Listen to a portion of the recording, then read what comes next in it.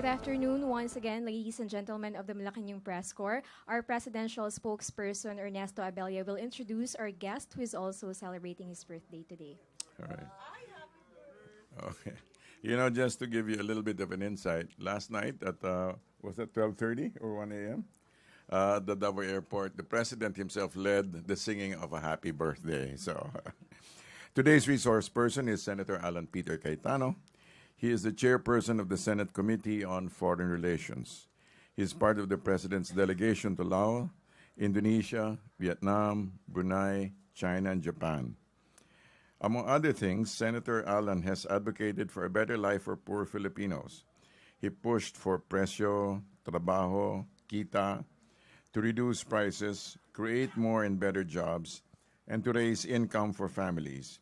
He was also the primary author of the RA 10648, also known as the Eskolatan Bayan Act of 2014.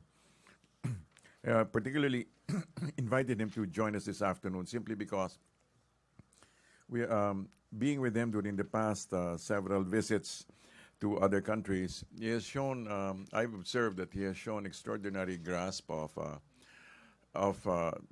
Philippine relations with other countries, especially his insights into the president and the intentions of President Rodrigo Duterte. So without further ado, I'd like us to welcome Senator Alan Peter Cayetano. Please.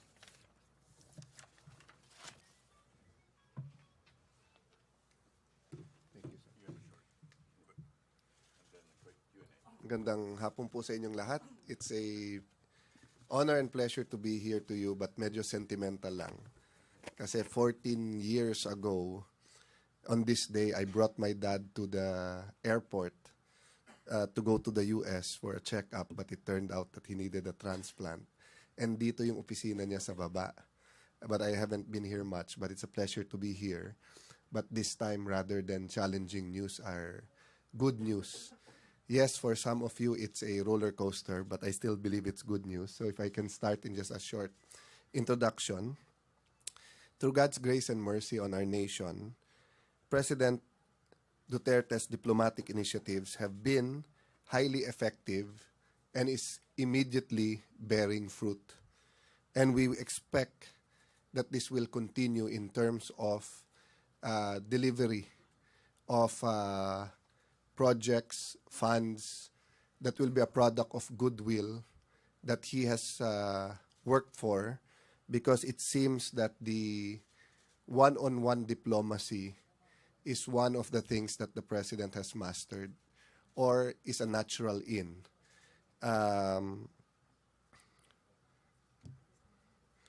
While unsettling at times, it is part of the resetting and the correction of our foreign policy. Talagang pagka inaproot mo ang isang policy, and especially foreign policy, there will be giant ups and downs, no? To just give you an insight into some learnings over the trips, and as chairman of the Committee on Foreign Relations, you know, all politics is local. This is repeated by all politicians. But what isn't often repeated in foreign policy is that all foreign policy is based on local politics. And what is this? First, the national values. Ano yung kultura mo? Ano yung tradition mo? Ano yung values mo as a people? Second, national needs. Ano ang pangangailangan ng iyong mga kababayan at pangangailangan nyo bilang isang bansa? Together, the national values and the national needs come together as the national interest. And when you talk about the national interest, the president, together with the leaders of the country, have a vision. From this vision, you have goals, and you cannot achieve these goals without plans. And from these plans, you have strategy and tactics. Some people confuse the president's tactics or strategy with the president's foreign policy. And we can go on to that later sa question and answer, no? But a good example is how he deals with people who criticize the drug war, no? That's not about foreign policy. That is really about the strategy or the tactics in dealing with the foreign policy. The foreign policy has not changed. What has changed is the strategy in implementing it, in terms, for example, of the drug war. What is our national needs? Ano ang pangangailangan ng ating bansa? Unang-una, peace. Peace sa kaliwa, sa mga komunista. Peace sa ating mga kapatid sa South and all over the Philippines, mga kapatid nating na ang kanilang religion ay Islam. Para ang Kristiyano at mga Muslim at iba't ibang mga religion, nagpa-practice ng iba't ibang religion sa ating bansa, will live in a multicultural, multi-ethnic, multi-religious society, and we can work and live together. Peace leads to development, but peace can only be had if you have security. So isang part din ng peace is freedom from the dangers of crime and from the dangers of illegal drugs. With this, development can come, and with development, the dignity of life. Jobs, healthcare, education, housing, income and prices o presyo, trabaho, kita that will allow us to provide for our families and allow us to create a society of equal opportunities. Hindi yung mayayaman lang o yung malalaki lang, makapangyarihan lang ang nagahari. That is why President Duterte is fighting so hard, and that is why he gets easily angry when there are moves to stop him or stop us in our drug war, or there are moves to stop us from achieving our goals, and lastly, pag nakikita siyang naaapi. So having said that, I hope I provided a simple paradigm or way of seeing how the foreign policy is being implemented. Question, kailangan ba ng paglilinaw? Yes. But we are at the phase 1. Wala pa siyang 200 days. Ina-uproot pa niya ang mga maling policy dati. I'll give you an example, President Aquino. President Aquino changed policy towards China about a year and a half into his administration or after the visit sa China, no? And we gave him all the leeway because in our country, it's the president who is in charge of foreign policy. May I also recognize that Secretary Andanar is also with us here today. So anyway, let me stop there because I know you have a lot of questions about this trip and many other trips. So let me just put on record, it was very, very, very successful. It created an almost unstoppable momentum. Why almost unstoppable? Of course, situations are fluid. There are a lot of things that can happen. But can you imagine, we've had very, very good relations with Japan the last 5 years. But Prime Minister Abe and President Duterte agreed together that we will bring the relationship to new heights. No? And of all the foreign visits, Prime Minister Abe socialized with the whole delegation, going from table to table, graciously posing with us for pictures and graciously engaging some short questions. When world leaders go off program or off protocol in a face-to-face diplomacy, this is very, very good news because this means that the relationship is really warming. Okay. Thank you very much, Senator Cayetano. The floor is now open for questions. Okay, question from Rose Centenario of Hataw. Good afternoon, Senator. Ano po yung pagtanggap ng overseas Filipino workers na nakabase sa Japan sa drug war po ni Presidente Duterte? Ang pagtanggap kay Presidente Duterte at pagtanggap sa drug war niya, necessarily nakatali. Because especially during December, bago nung campaign, pinupuntahan talaga siya ng mga seamen at ibang OFWs na ilan araw lang ang break sa Pasko para sabihin sa kanya, Sir, kami na bahala sa kikitain namin. Kami na bahala magpaaral sa mga anak namin. Ikaw na bahala sa safety nila. Diba? Until now, my wife can't get over, diba, that teenager na napakagandang pangarap. Alam mo, meron kaming taga-Tagig na student of architecture ni hindi kumuha ng scholarship namin dahil ayaw umabsent ng 1 day. Di ba nang hindi niya makuha yung 10 to 50,000, makapasok lang everyday, dun sa lamay niya, pinakita lahat ng drawings niya, napakagaganda, even the city, pinatay. I mean, dalawa. Talagang sunod-sunod ang pagsaksak, no? Yun ang inaalala ng parents abroad. I mean, even kayo, sa mga may anak, your number one concern is their safety. Of course, their future, but you don't have a future if they're not safe. If they can't come home, what future are we talking about? So, that's why I said kanina, yes, it's unsettling. Meron talagang mga arguments sa human rights, ano yung paraan. But dun sa question that should we fight drugs? Yes. Should we declare war on drugs? Yes. Ang problema, culture Ang Europe kasi at US, mahigit siguro 600 years naka-experience ng war. Kaya pag sinabi mo sa kanilang war, iba yung naiisip nilang gera If we used campaign against drugs, alam mo, hindi ganun kalakas ang angal ng Europe at US. So question, why don't we just use the word campaign against drugs? Dahil baliktad naman sa Pilipino. Pag sinabi mo sa Filipino campaign, ang dating nangangampanya ka lang. Nakikiusap ka. Pag sinabi mong war, alam mong seryoso ka. So sino unahin natin? Ang mga Europeans at saka US na hindi nagsasuffer naman sa nangyayari sa atin? Or sarili natin? So that's what I'm saying, that it's unsettling because abroad, krinikriticize tayo, pinapalabas, may mass murder, etc. na hindi naman totoo. Pero duty naman nila intindihin ang kultura natin. Tayo ba nagko-comment tayo? Nagrarally ba tayo everyday? Nagfa-file ba tayo ng resolution sa UN kung bakit legal ang abortion sa Amerika? Sa atin, human rights violation yun. Walang kalaban-laban ang bata. Papatayin through abortion. Diba? So what would the US presidents feel? When they visit the Philippines, we will announce to the world, every time you come here, we will ask, why do you kill the unborn? Diba? We don't agree with them, but we're courteous enough to understand their sovereignty and their morality and their concept, no, of human rights. So is it too much for us to ask, come here, take a look for yourself, and we will show you that this drug war is a war against drugs and it's being done in accordance with international human rights standard.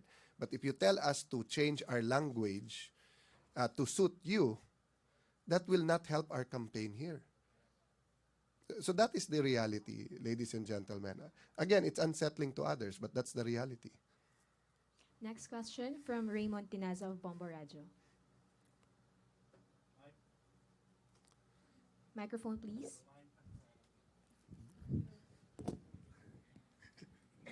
Hi, sir. Happy birthday.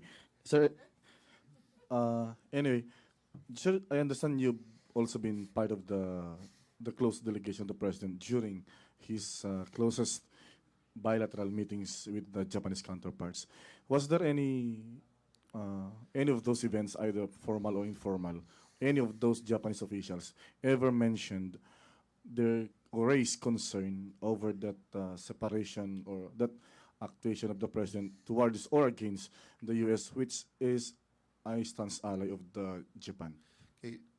I cannot talk about matters that happened in confidence and when the cameras are out of the bilateral meetings, no? But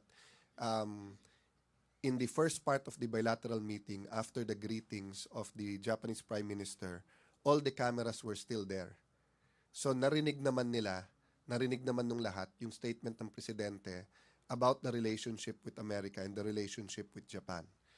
Now, to answer your question directly, the way the diplomacy works is that the heads, president to prime minister, president to president, foreign secretary to foreign secretary, hindi nag-uusap diretso kagad yan. They send a number of staffers, aides, ASECs, USECs to talk muna to bring up the point para walang init ng ulo. And even before we left, of course, there were some concerns by the Japanese counterparts because they are aligned with the U.S. policy, especially in the West Philippine Sea and South China Sea, and East China Sea also. There were concerns expressed.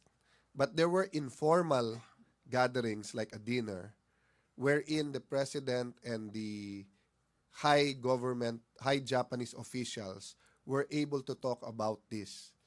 And while they might not agree totally, they came out with a very good understanding of why. Even the Japanese businessmen in the business forum were telling our officials, it's correct, you shouldn't be pushed around. So, and even in some of the meetings, no, the Japanese just simply emphasized that you understand our relationship with the U.S. and we are aligned with the U.S., but you are our brothers, we are friends. So that was the track. I'll give you another example of something like that that works out. U.S., South Korea, and Japan are allies. But Japan and South Korea do not see eye to eye on many, many issues. Yet they remain friends, and the U.S. is able to have good relationship with both. So under that circumstance or that paradigm, there's no reason that President Duterte cannot have very, very good relations with both Japan and China. In fact, some Japanese businessmen said, our benefit is we're slow but we're sure. But now, with what's happening in the Philippines, we have to be fast but still sure. Kasi may competition eh. No? It's not only American and Japanese money coming in. The rest of the Southeast Asia and Asia, no? Even Brunei is interested in investing, may pera din sila. Of course, China, nakita niyo yung laki ng ilang bilyon ang papasok. And competition is always good. Question, can Japan play a role in bringing the U.S. and Philippines closer together? Yes, they can. Why not? But it's really up to the new winner or the new president of the U.S. whether they will take the same tack taken by President Obama and Ambassador Goldberg in the first 100 days of the president, which the cabinet and the president deemed offensive and disrespectful of his campaigns, of his vision, of his struggles, or if the new U.S. president would take a step back and say, we are old allies, it's time to renew our friendship, let's talk. You know? The president has never said no to people who has asked him humbly or asked him with dignity or with honor, sir, can we talk?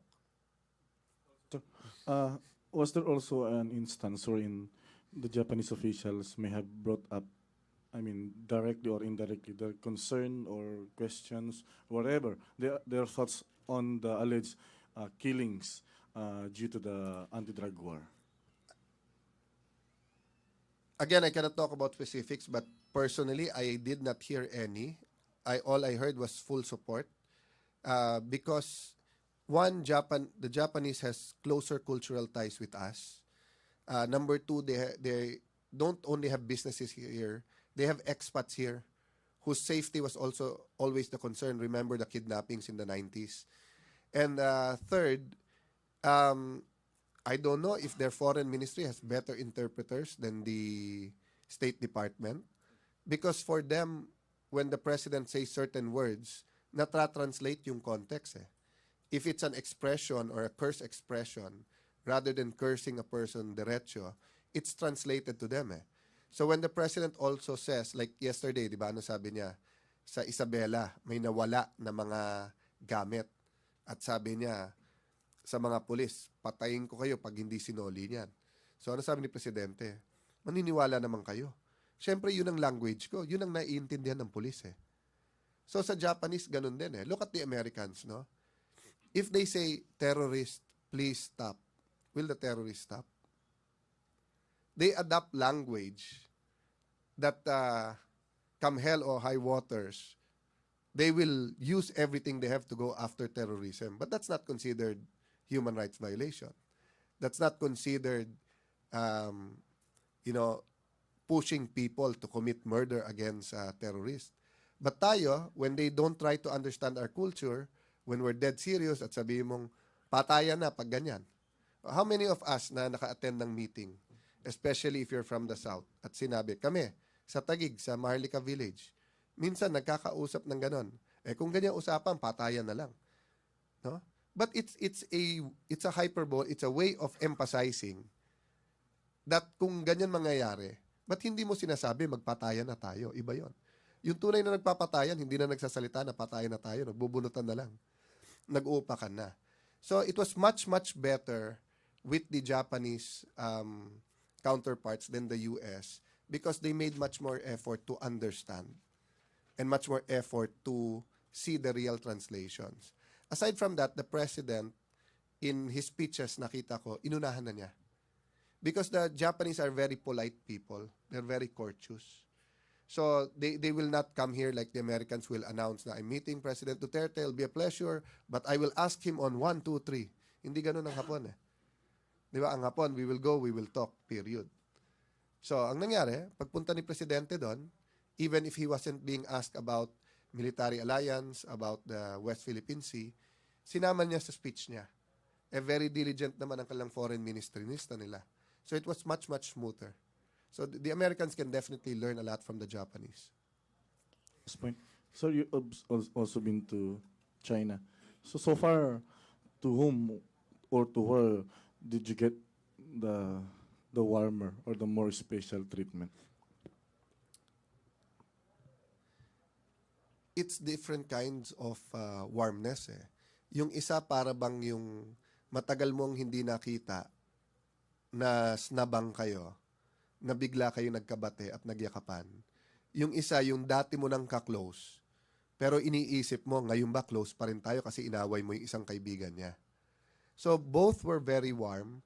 And remember, integrated kasi. Sa China kasi, napakalaki ng Filipino-Chinese community natin. Na may mga umiyak pa rin talaga eh.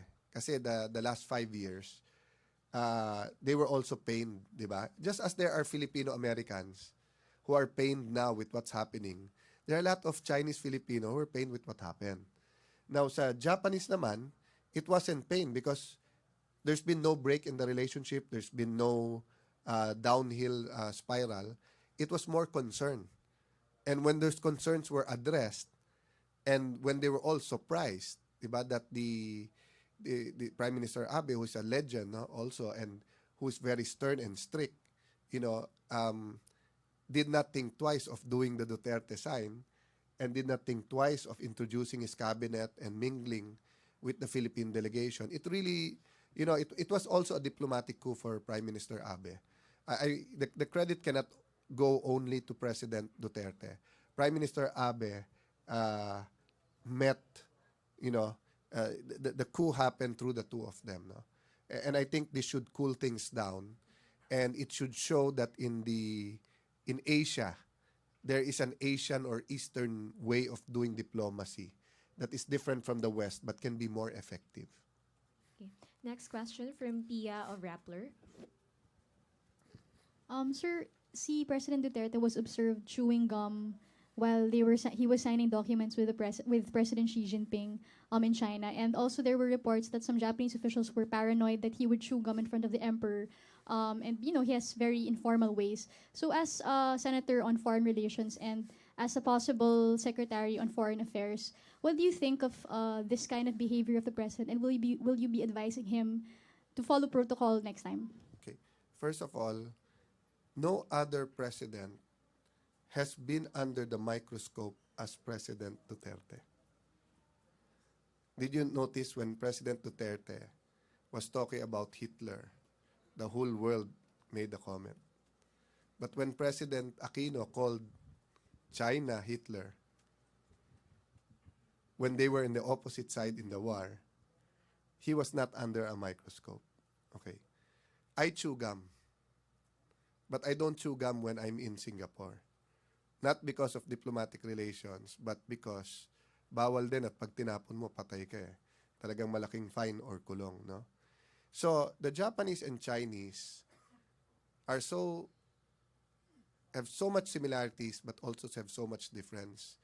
Sa China, hindi bawal yon at hindi yon discourteous. Sa Japan, it is. So, halimbawa po sa atin, when you put your hands in your pocket here, it could be a sign of humility. It could be a sign of obedience. Diba? Nandyan ang presidente, nandyan ang teacher, so lahat kayo or kaya nakaganon, ganyan, di ba? Okay. So, that's why we have a professional DFA and a protocol assigned to Malacanang. They are briefed. That's why, it's not, we're in a democracy, so anyone can warn the president, anyone can put on Facebook, sana hindi ganyan. But trust in your fellow Filipino workers. The DFA and the protocol, Ambassador Painor is doing a great job. And all of this is briefed. The president could go to sleep early or can go out before the next meeting. But he spends 3 to 4 hours with all of us, listening to all kinds of briefings, starting with the DFA, from any other concern, from the legislature through Speaker Alvarez, myself as a Senate, DND, DTI, etc. No? So, all of this are professionally handled.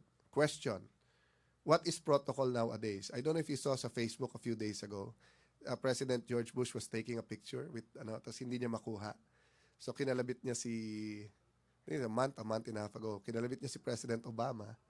Akala ni President Obama kasama siya sa picture, pero nakiusap si President Bush na si President Obama kumuha sa kanya. That wasn't protocol. But since they're both Americans and they're both, one's former president, one's president, okay lang. It's not all over the paper that Bush did not follow protocol and insulted the ganyan, no? So, to answer your question directly, of course, there are always concerns. That's why you have the protocol.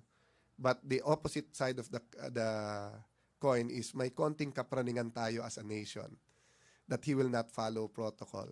But actually, he's very astute regarding that. No? And it's a different world.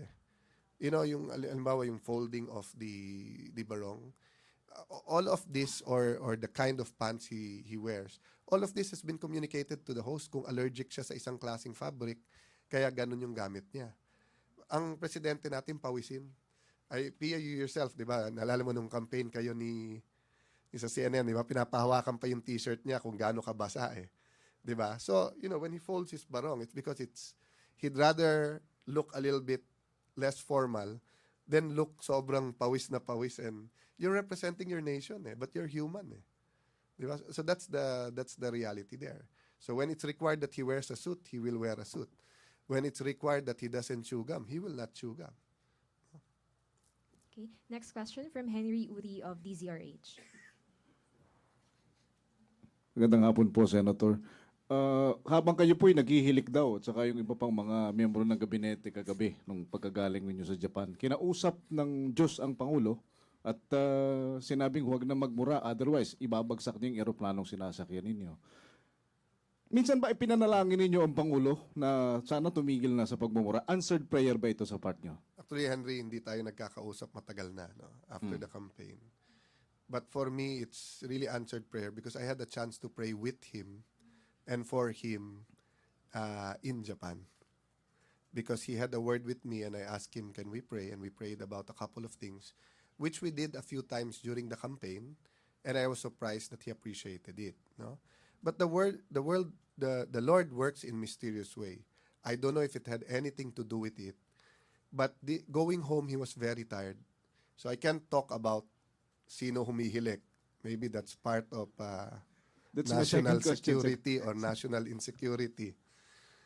Biruan nga namin sa plane, may bilateral at may bilateral din kasi nagsasagutan din yung hilik Diba? Pero the president was really tired. He slept more on the way home than there. But every time he'd wake up, I behind him is Sekbong dito sa kabilang side. I kept seeing him na gano'n nakaganon, tapos nag-iisip. Usually kasi, kakalabit kay Bong yon or kila Sek Andanar or whoever's there, kukuha ng briefing papers. So magpapahinga ng konti, tapos panay briefing papers, panay basa. Kung may tanong siya, tatawagin, tatayo kami dun sa hall or kung sino man gusto niya kawas. Kung private, palalabasin niya yung stewardess, uusap doon. But on the way back, walang ganon. It is the first trip I've been on in the last 4 or 5 trips. Alone lang, except yung kain niya. And then, nakaganon talaga in everything, no? But he also said another significant thing. He said yesterday, aside, the most significant really is that he said he felt it was a message from God. And I've always said to the protest of our religious leaders or some religious leaders that he's a deeply spiritual person. He's not religious, but he believes in God. He doesn't do the rituals or traditions of traditional religions, but he talks to our Lord and he prays, no? And the other thing I heard from him is a strategy. Gulpe de gulat is part of a Duterte strategy.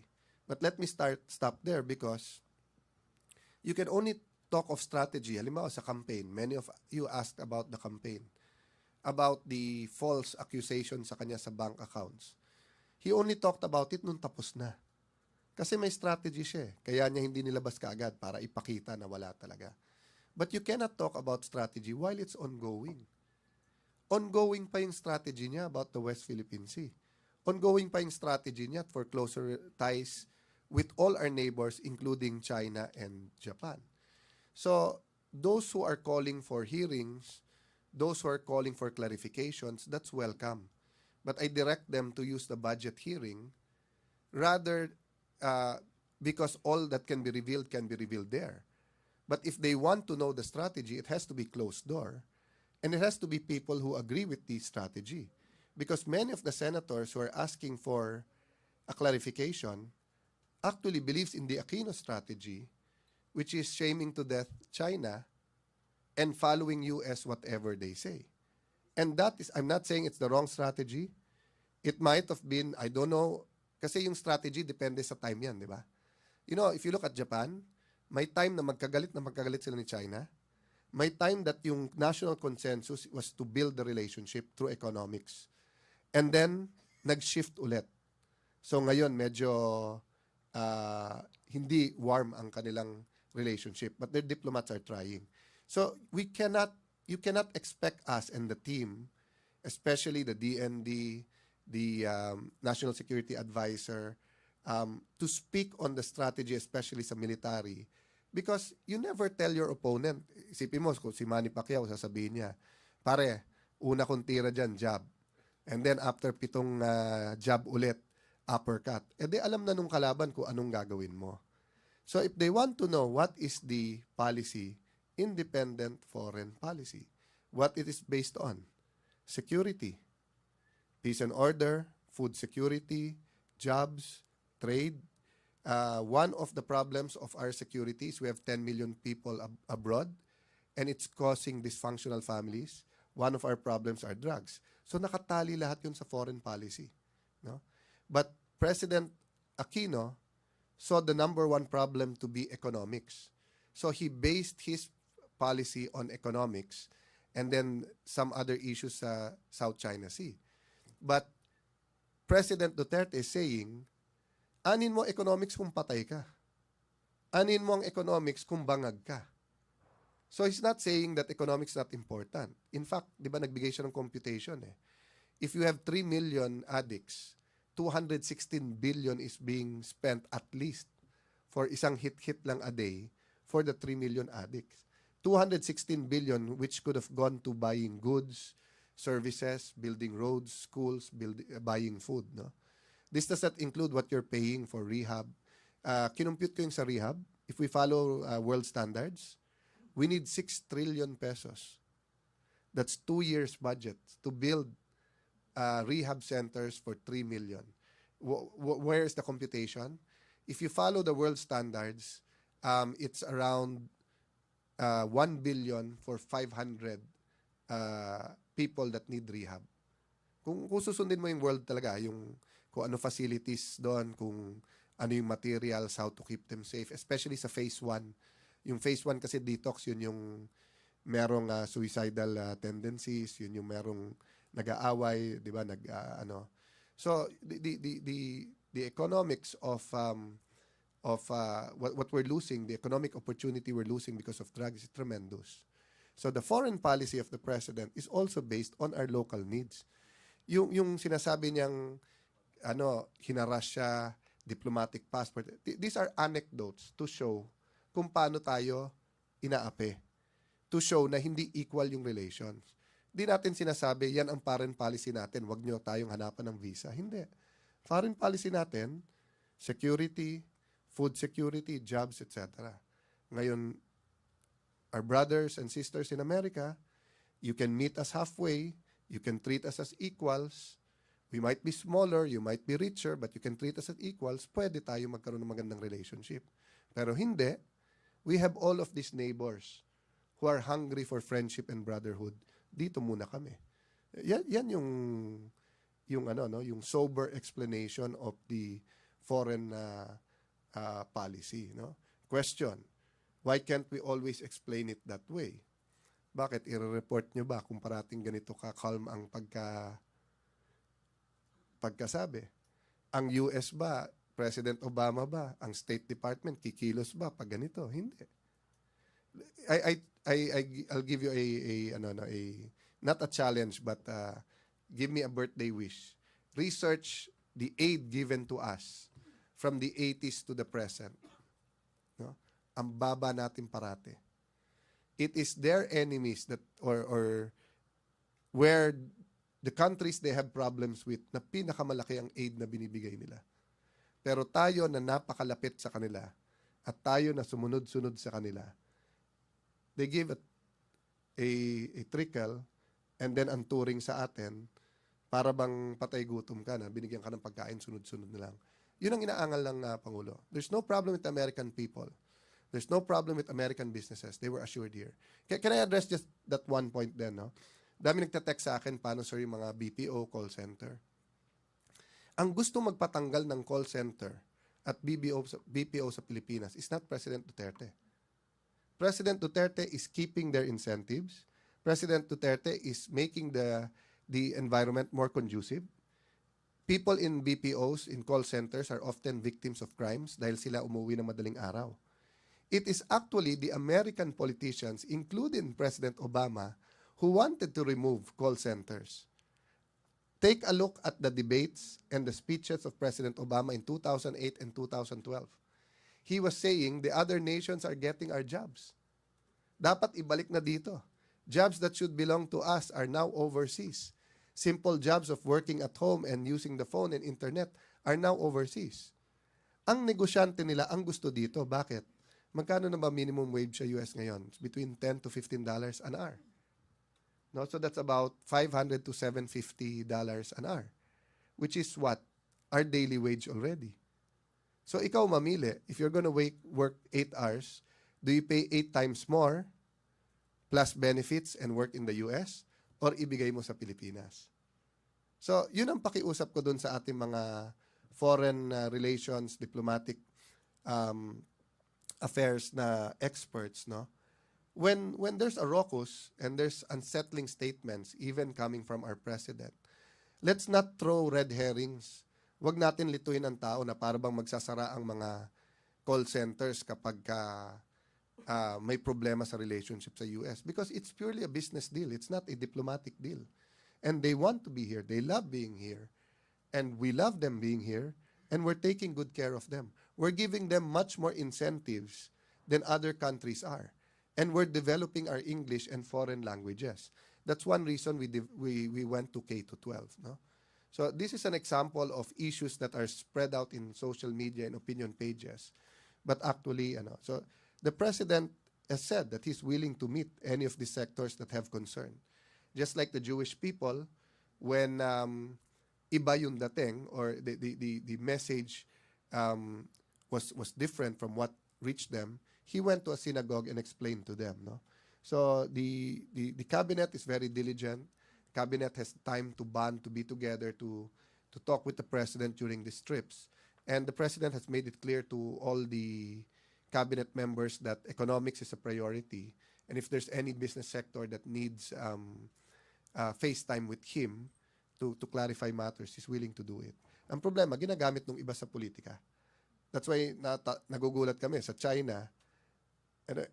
Libo ang gusto sumama eh. DTI had a hard time telling people, pwede bang next time na lang o wag. Sa Japan, libo din ang gusto sumama. Sa conferences, naguunahan, they're all proposing new business. Tapos sasabihin, mababa ang business confidence. May disjoint. There are some business groups, di ba? And then some is not politika, but business interest. For example, some of those that are hit by the policy of the president. Sa Endo, or making sure that the mines are safe, clean, making sure that oligarchs don't get everything, but then it's given to small and medium enterprises, these people won't sit back. Titira din yung mga yan. No? Okay, last question from Grace Mariano. Sir, statement nyo lang po sa sinabi ni Ambassador Goldberg na meron kayong secret travel sa China last June with Secretary Tugade. I'm writing a letter to Secretary Yasay. I informed him yesterday to complain and to protest the actions of Ambassador Goldberg. Wag nyo nang sabihin ako, as I was introduced by Sec Abella, I'm a guest, I'm a resource person. I'm no one in the Duterte team. I'm someone that may have input now and then who's also learning. But Sec Tugade is the alter ego of the president. So first of all, Sec Tugade, myself, we're not presidents. We do not have departure or arrival statements. So what does he mean, unpublicized trip? Tuwing umaalis ba ako, nagpre-press con ako? At kung mag-press con ako, pupunta ba kayo? Kasi kung pupunta kayo, tuwing aalis ako, edi magpre-press con na ako parati para publicize na lahat ng trip ko. But the reality is, it's only the president that all trips are publicized. Many of the trips are unpublicized. That's just the reality, no? But these are the 3 points I want to make about his allegations against Secretary Tugade. Number 1, he's the alter ego of the president. What business does the U.S. ambassador or any ambassador have monitoring his trips or criticizing whether it's unpublicized or publicized? Number 2, is the U.S. ambassador engaged in chismis and in rumor mongering and in false information? Because Secretary Tugade did not go. He had a lot of invitations. Any DOTR secretary is invited by many, many countries, including China and Japan, automatically. But Secretary Tugade, during that time, and we were often in Davao, I heard him a lot of times say, I will not go abroad until I form my team. And my priority is forming the DOTR team. That's why hindi siya sumama sa mga trips until matapos yung kanyang team, and may sarili siyang plano. Because Secretary Tugade doesn't want to be supply-driven. Ayaw niya, ang ganda ng trend, sige, mag-trend tayo. Gusto niya, pag-aralan muna, ano ba kailangan natin? Saka ko tatanggapin yung mga imbitasyon niyo dahil yan ang kailangan namin. Third, it was a surprise to us because they were so angry a few years ago and they put some people in jail and they took away U.S. visas from a lot of Filipinos because we were spying on them. So, is this an admission now that they're spying on us? On a cabinet member and a member of the Senate? Was there anything wrong, malicious, of me going to anywhere to China? I met with him. I did not publicize that I met with him. Did he talk about my talk with him? No. I met with other people in the embassy. I also met with other ambassadors. I've been in the House for I was in the House for 9 years. I've been in the Senate for it's the 7th year, 2007, 9th year. My sister was president of the Interparliamentary Union Women's Group for 2 years. She traveled and talked to many, many officials. So, is there anything fishy, suspicious? Wala. But the way he threw it in the interview was like his parting shot. So, at the right time, I will make a full report. If at all I'm doing something, whether it's in my initiative or I was directed to, remember, I'm a senator. I don't need the president to tell me to do something. If he does tell me to do something, I will follow. But as a senator, I can meet my counterparts. I can travel. There is such thing as interparliamentary relations. Hindi parating State Department to Foreign Affairs or Foreign Affairs to Foreign Affairs. Marami na ngayon party to party or parliament to parliament or Congress to parliament. No? So, let me just say this. No? One of the problems kasi is that the U.S. and Ambassador Goldberg refused to admit that he was a big part of the problem. That's why ganun magsalita eh. No? In my humble opinion, no? He made a mistake during the campaign in handling the candidates. He met all of the candidates and reported to the US. I suppose that is the procedure. I do not know for a fact. But he was not able to meet Mayor Duterte then because he kept on changing the schedule and making it hard for the meeting. So that was his mistake. Second, he interfered in the election. We know that there's a lot of pro-American, there's a lot of American influence. He made a comment on a highly politically charged issue. Can you imagine now if our ambassador in the US says something like, you know what? Etong emails, it might cause a national ganyan. Or you know what? Etong treatment nung isang candidate sa mga babae, dapat ganito, ganyan. And it affected the 3.5 million Filipino Americans there. It affected who they voted for. Don't you think they will expel that ambassador? But ang bait ng presidente natin, he met with him. He asked everyone to go out of the room. Nag-one-on-one sila. But did Ambassador Goldberg stop there? No. He continued to treat Malacanang as if you can tell the Philippine president what to do. So the Philippines have communicated to the US. Your messenger is also a problem. So until the time he left, mang-iintriga pa. But there's nothing to the intrigue. In fact, nagkamali pa. No? But I don't know his intent or his purpose in doing that. But I talked to a lot of people in foreign relations and they said it was at the very least a breach of protocol. But it was, sabi niya, it's something terrible, something a diplomat, a professional diplomat will not do unless you're really trying to do something in that country, But it's part of non-interference. He's interfering really with our local politics and with how things are run here. Okay. Microphone, please.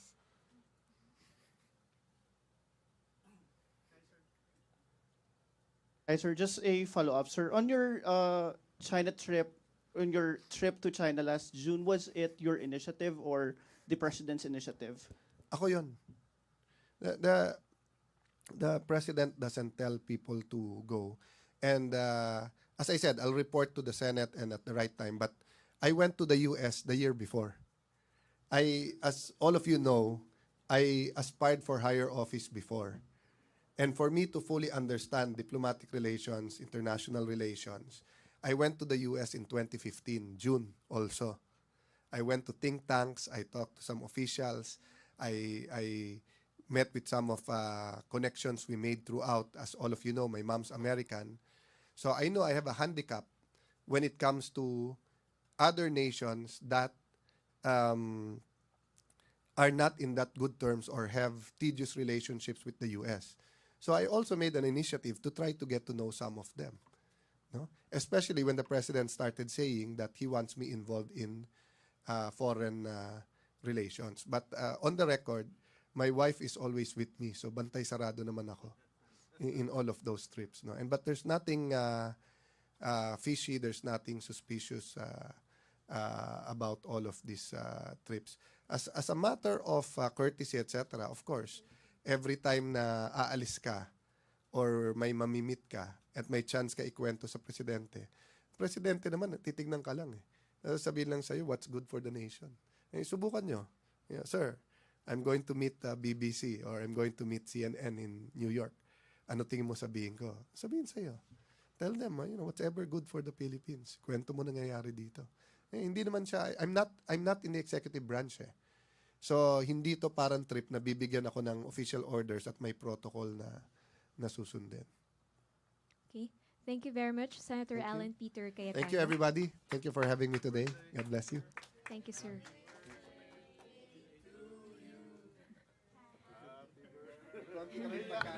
All right. Thank you very much. Just to give you a heads up, on Wednesday, September 2. November. I'm sorry. November 3. Yeah. 2. Wednesday. November November 2. November 2. The press briefing will feature asking Sec. Sonny Dominguez. And on Friday, we will have customs, somebody from the customs, and they'll be having some, they say, good news. Okay, so just a heads up, Tuesday, DOF, and then on Friday, we're going to have Bureau of Customs. Good afternoon. Thank you very much. Right. Thank you very much, Presidential Spokesperson Ernesto Abella, and our guest, Senator Alan Peter Cayetano, and of course, Communications Secretary Martin Andenar. Thank you also, friends from the media. Back to the main studio of PTV4 and Radyo ng Bayan.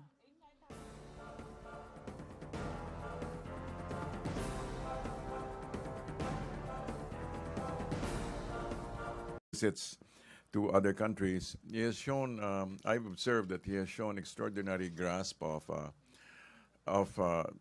Philippine relations with other countries, especially his insights into the president and the intentions of President Rodrigo Duterte. So without further ado, I'd like us to welcome Senator Alan Peter Cayetano. Please.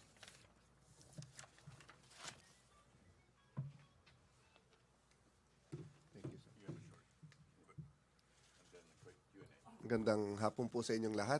It's a honor and pleasure to be here to you, but medyo sentimental lang. Kasi 14 years ago, on this day, I brought my dad to the airport to go to the US for a checkup, but it turned out that he needed a transplant. And dito yung opisina niya sa baba. But I haven't been here much, but it's a pleasure to be here. But this time, rather than challenging news, are good news. Yes, for some of you, it's a roller coaster, but I still believe it's good news. So if I can start in just a short introduction. Through God's grace and mercy on our nation, President Duterte's diplomatic initiatives have been highly effective and is immediately bearing fruit. And we expect that this will continue in terms of delivery of projects, funds that will be a product of goodwill that he has worked for, because it seems that the one-on-one diplomacy is one of the things that the president has mastered or is a natural in.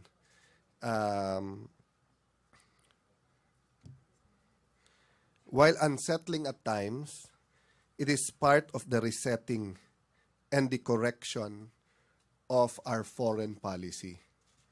Talagang pagka inaproot mo ang isang policy, and especially foreign policy, there will be giant ups and downs, no?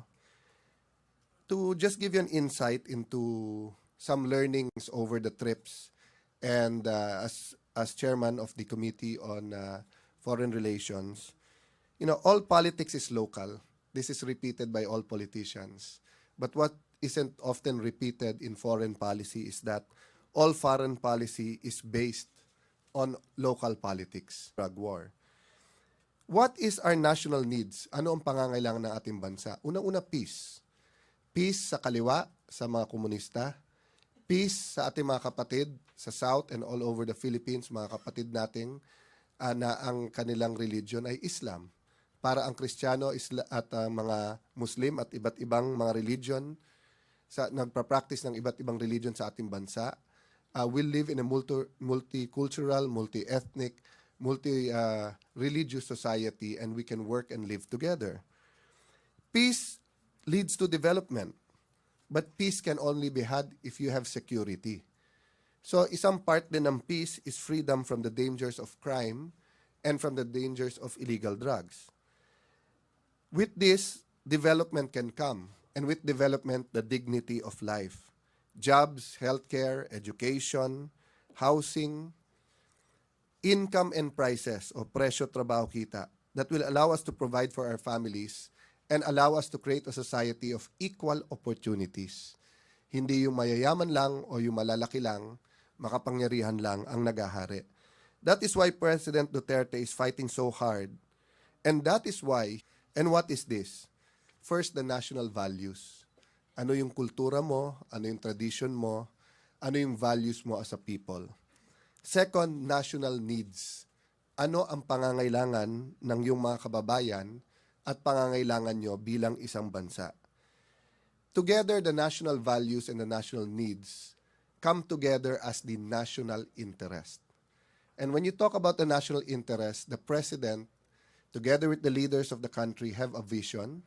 From this vision, you have goals, and you cannot achieve these goals without plans. And from these plans, you have strategy and tactics. Some people confuse the president's tactics or strategy with the president's foreign policy. And we can go on to that later sa question and answer. No? But a good example is how he deals with people who criticize the drug war. No? That's not about foreign policy. That is really about the strategy or the tactics in dealing with the foreign policy. The foreign policy has not changed. What has changed is the strategy in implementing it. In terms, for example, of the drug.